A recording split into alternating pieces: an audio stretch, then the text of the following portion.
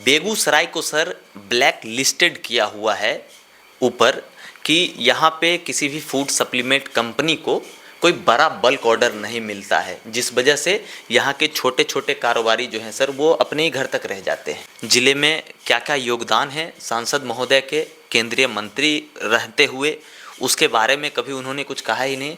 कौन खड़ा रहता है? रजोड़ा में यदि मर्डर हो जाता है तो 12 बजे रात को भी आप अमरेंद्र कुमार अमर को ही देखते होंगे, और यदि पटना के मुखिया की हत्या हो जाती है तो कोर्ट छोड़कर सबसे पहले एनएच जाम अमरेंद्र कुमार अमर ही करता है। एलिवेटेड सड़क बन रहा है, एलिवेटेड पुल बन रहा है। एलिवेटेड पुल की बात तो सर भोला बाबू अपने समय में ही करके गए थे।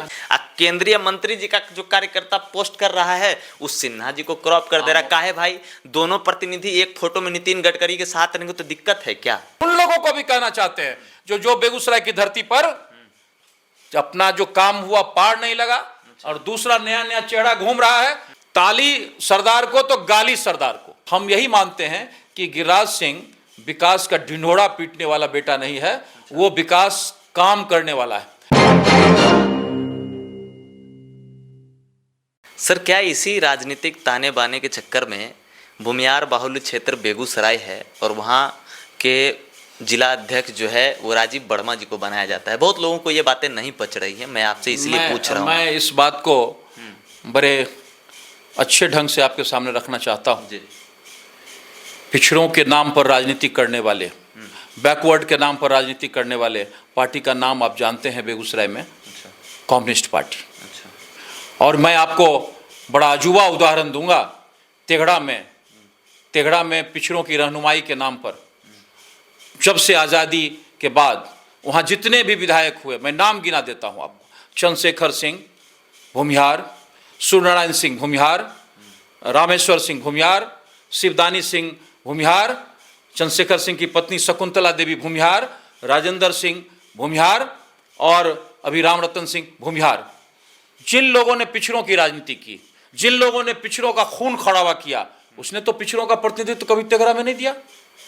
और भारतीय जनता पार्टी ने, अभी आपने जो क्वेश्चन पहले किया था उसी का उत्तर यह है कि यदि भारतीय जनता पार्टी पिछड़ों की बात करती है, अगरों की बात करती है, तो अगरों को भी प्रतिनिधित्व देती है।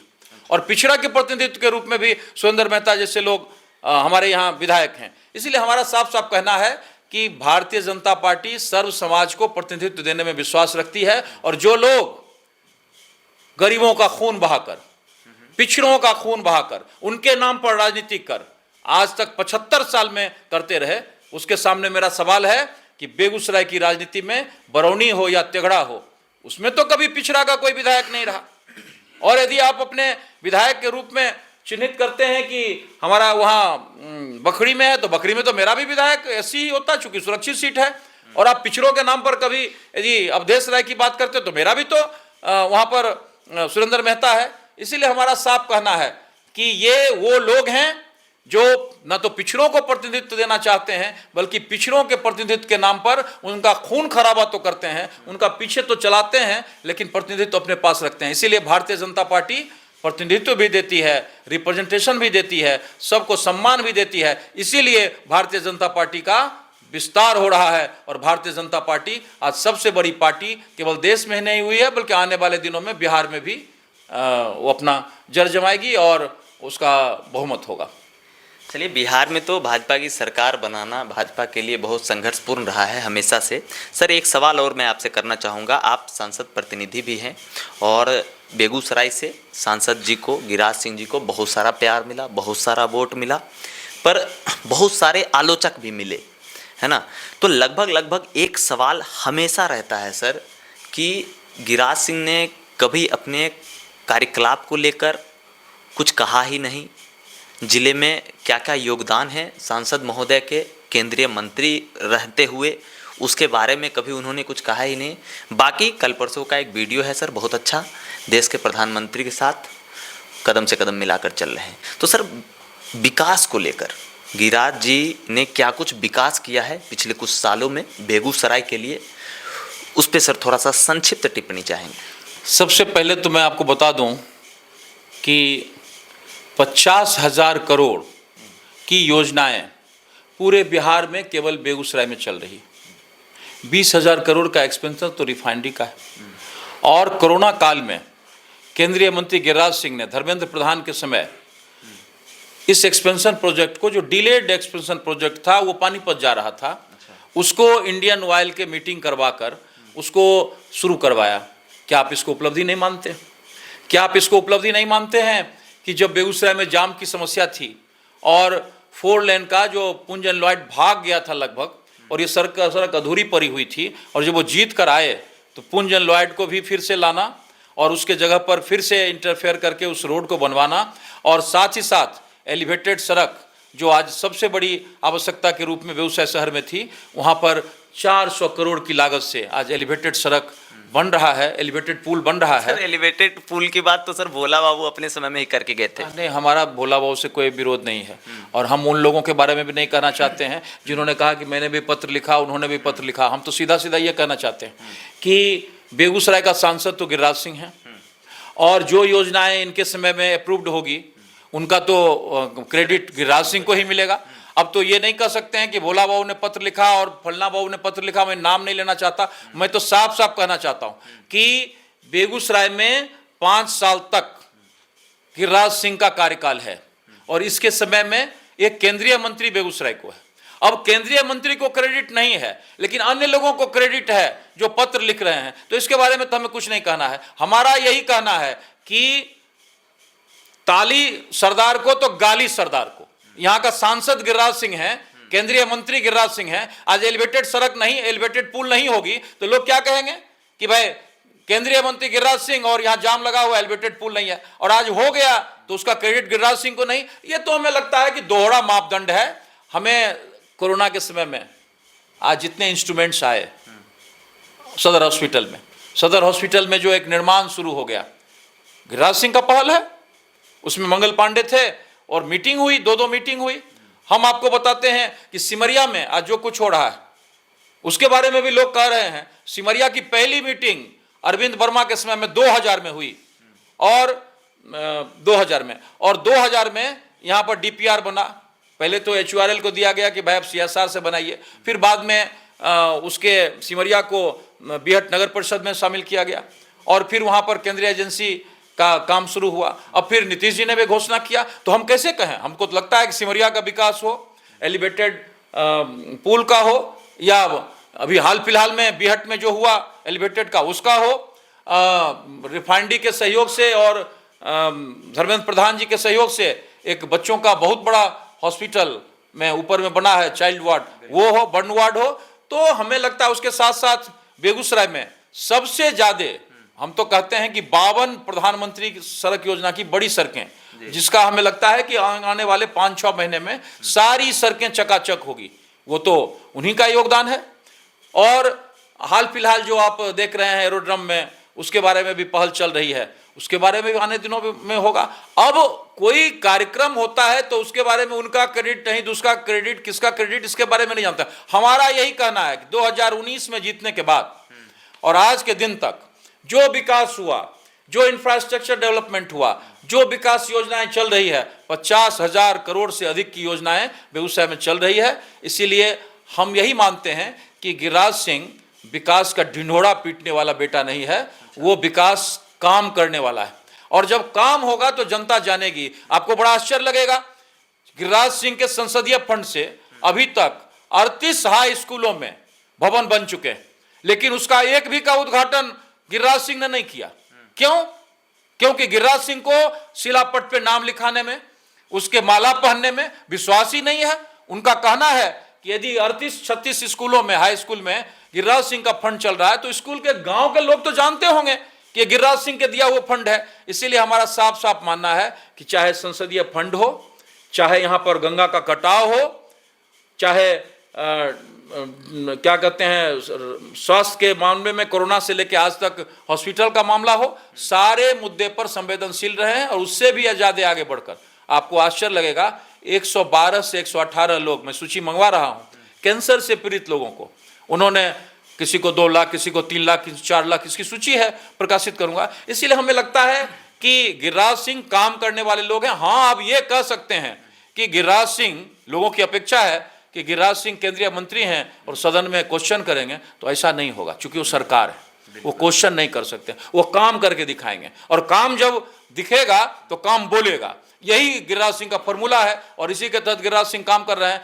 हमें तो लगता है और आपको भी लगता होगा कि गिरिराज सिंह की अनुपस्थिति में उनके प्रतिनिधि के रूप में सबसे ज्यादा हत्या होता हो, कहीं वायलेंस होता हो, कहीं दुख में हो, पीड़ा में हो, दुर्घटना में हो, तो मैं अपनी बात तो नहीं अपने मुंह से कहना चाहता, लेकिन मैं साफ साफ चुनौती देना चाहता हूं।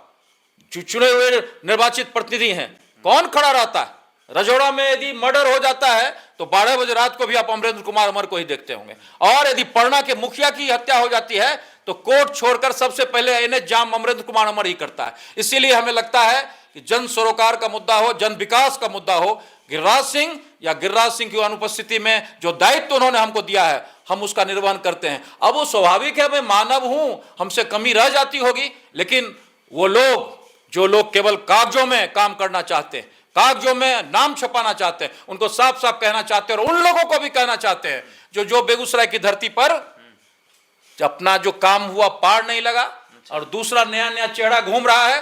बेगूसराय आने वाले दिनों में उन तमाम लोगों के लिए चुनौती पेश करेगा जो लोग सेवा से जुड़ा हुआ नहीं है, जो लोग संघर्ष से जुड़ा हुआ नहीं है, जिनके सरोकार नहीं है, लेकिन वो मैनेज करके टिकट प्राप्त कर लेते हैं, मैनेज करके टिकट प्राप्त करना चाहते हैं। उन सब लोगों को आने वाले दिनों में बड़ी चुनौती से गुजरना होगा, और हम आपके चैनल के माध्यम से साफ साफ कहना चाहते हैं कि बेगूसराय की जनता भी उसी को पसंद करती है जो उसके साथ दिन रात रहता है। बेगूसराय की जनता उसी को पसंद करती है जो उसके संघर्ष के साथ रहता है। बेगूसराय की जनता उसी को पसंद करती है जो उसके सेवा में खड़ा रहता है। उन लोगों के साथ बेगूसराय नहीं खड़ा रहेगा जो लोग अखबारों में केवल नाम छपाकर क्रेडिट लेना चाहते हैं। काफी बेहतरीन वक्ता हैं ये, और साथ में एडवोकेट भी हैं। सर, आखिरी सवाल आपसे करूंगा।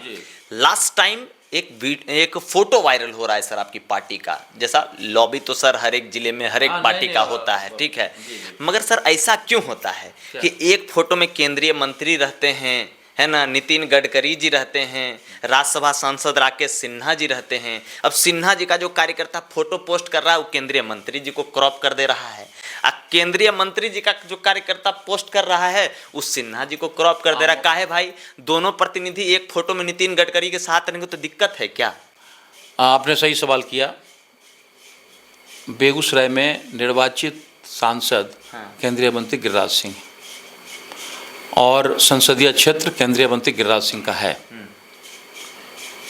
हमारे दूसरे सदस्य जो हैं राज्यसभा के राकेश सिन्हा, वो भी सम्मानित हैं, और वो भारतीय जनता पार्टी के सांसद नहीं हैं, वो भारतीय जनता पार्टी के राज्यसभा नहीं है, वो राष्ट्रपति के द्वारा मनोनीत लिटरल कॉलम में आए हैं। सर राज्यसभा तो सर सारे लोग, हमारी बात पूरे होने दीजिए।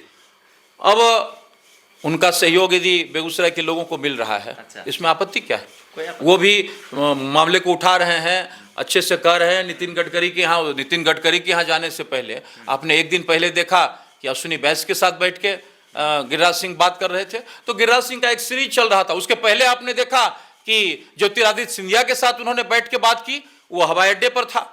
तो ये संजोग है कि तीसरी बातचीत में राकेश सिन्हा भी जी थे, तो अच्छी बात है। लेकिन अब क्या, एक मिनट हम क्लियर कर देते हैं। अब किसने क्या पोस्ट किया उसके बारे में मैं नहीं कहना चाहता, लेकिन राकेश सिन्हा का भी सहयोग है तो अच्छा है। लेकिन एक बात मैं बड़े स्पष्ट रूप से कहना चाहता हूं कि बेगूसराय का सांसद, बेगूसराय का elected representative for the 5 years Giriraj Singh है, और गिरिराज सिंह यहाँ के जनता के आशा अपेक्षाओं के अनुरूप समस्याओं को उठाना, उनको लाना, उनका गप करना इनका काम है। इसमें एडिशन होकर अन्य लोग भी मदद करते हैं तो स्वागत है, इसमें क्या दिक्कत है?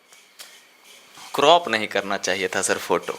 अब जिन्होंने क्रॉप किया, जिसने दिया वो जाने, उसको वो उत्तर देने, हमने तो क्रॉप नहीं किया है। सर 2-3 रिक्वेस्ट मैं आपसे अपने कैमरे के सामने कर रहा हूँ। जिस एलिवेटेड पुल की आप बात कर रहे हैं सर, वो एलिवेटेड पुल मात्र मंडल कारा तक आ रहा है सर। तो बेगूसराय की जनता चाहती है कि वो रोड सर खातोपुर चौक तक जाए। मैं इसके बारे में आपको स्पष्ट कर दूं जी। एलिवेटेड सड़क में जो लोग लगे हुए हैं, काम में लगे हुए हैं, ट्रांसरेल लगी हुई है।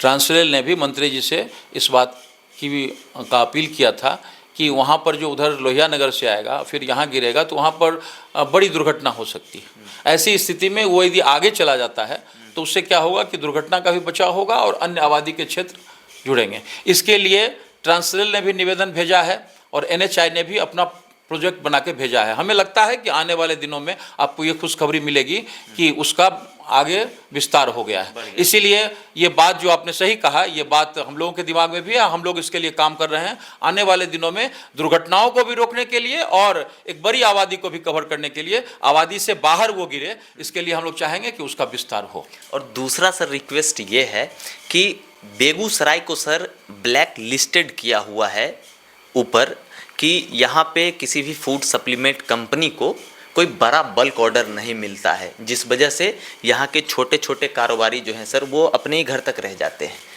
आपने बहुत सुंदर सवाल किया।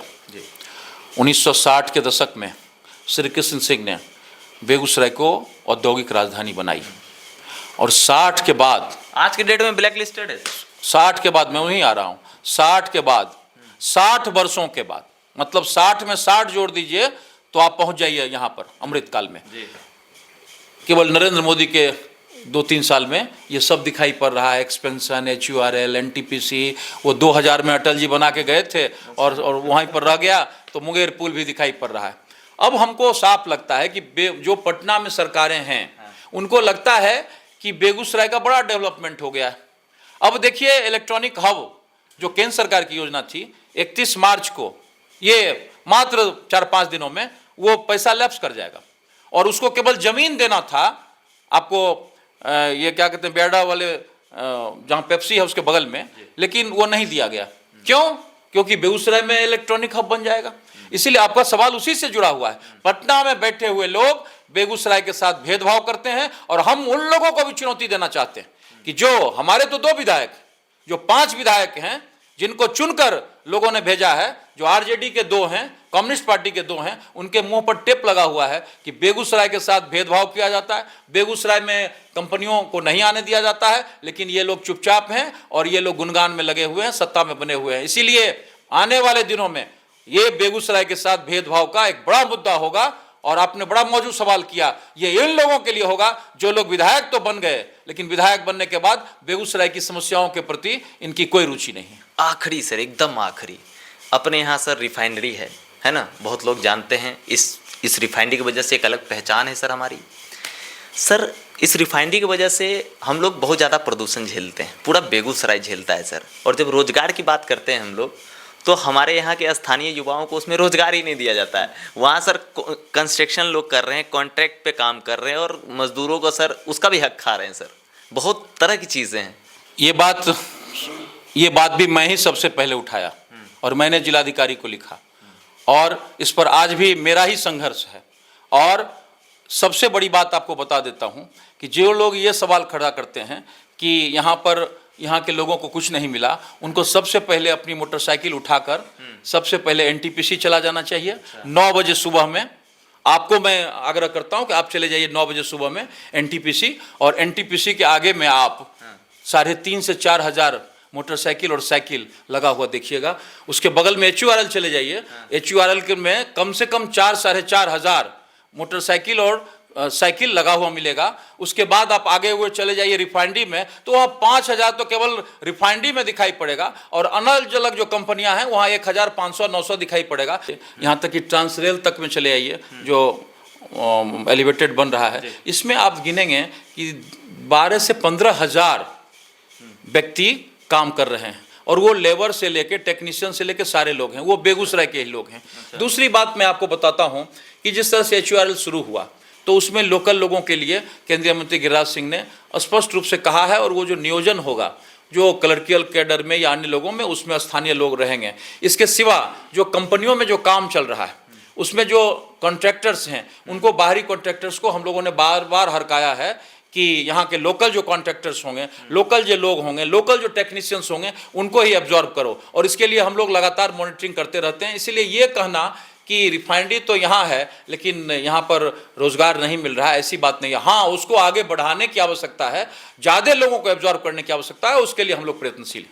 सर बहुत बहुत धन्यवाद इतना समय देने के लिए। आपका भी बहुत बहुत धन्यवाद कि राष्ट्रीय मुद्दों से लेकर स्थानीय मुद्दों तक आपने बड़े बेबाकी से सवाल भी रखे और हमें जहां तक बन पड़ा हमने उसका जवाब भी दिया। आपका बहुत बहुत धन्यवाद। तो आप सुन रहे थे अमर सर को, एडवोकेट हैं, भाजपा के पुराने नेता हैं और तमाम बेगूसराय के लोग इनको जानते हैं, सांसद प्रतिनिधि हैं। तो आपके मन में क्या ख्याल है इस पूरे एपिसोड को देखने के बाद, आप एक बार कमेंट करके हमें ज़रूर बताएं और लगातार बने रहें द न्यूज़ हॉल्ट के साथ। मैं हूं अविनाश भट्ट, फिर हाजिर हूंगा आपकी सेवा में। नमस्कार।